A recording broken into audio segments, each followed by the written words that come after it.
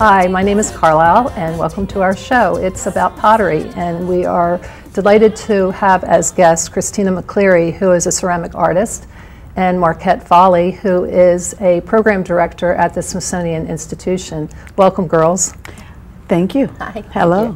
We want to talk first about Newcomb Pottery, because we're going to talk about the old and then come back to the present. So if you would, Marquette, since you have a lot of information to impart about Newcomb Pottery. Since I'm lucky enough, you're right, in my capacity as a project director at the Smithsonian Institution Cotton Exposition Service, to work in collaboration with this amazing gallery, Newcomb Gallery, and tell this wonderful story of women, art, and social change. It is the Newcomb Pottery story. It is a story at once about modernity, women and modernity, in what I think is an atypical setting for a modern story. New Orleans, at the turn of the at the end of the 19th century, in the ember glow of the Civil War having ended, the Confederate presence demolished.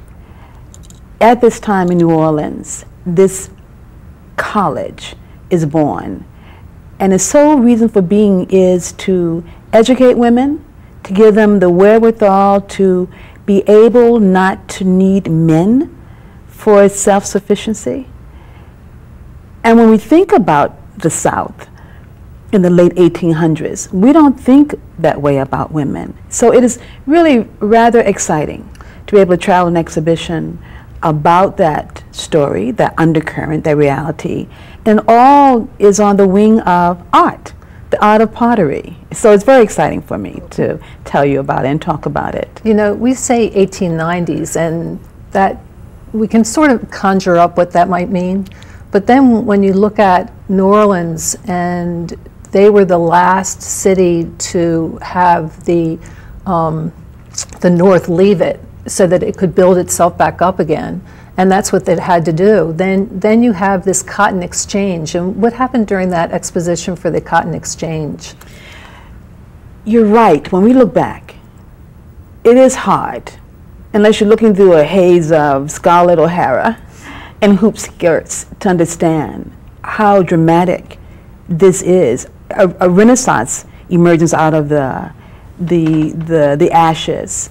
The cotton centennial you talk about was an event that the businessmen put together, and it was national, and it was very important, akin to the old world's fairs as we knew them in the 20th century.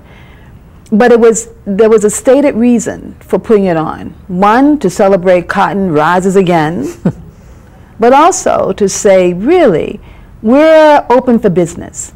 We need to build up our enterprises. And also to say, our ports are open, use us again. And so it was a really amazing event. All sorts of arts, culture, thinking converged on New Orleans at this time.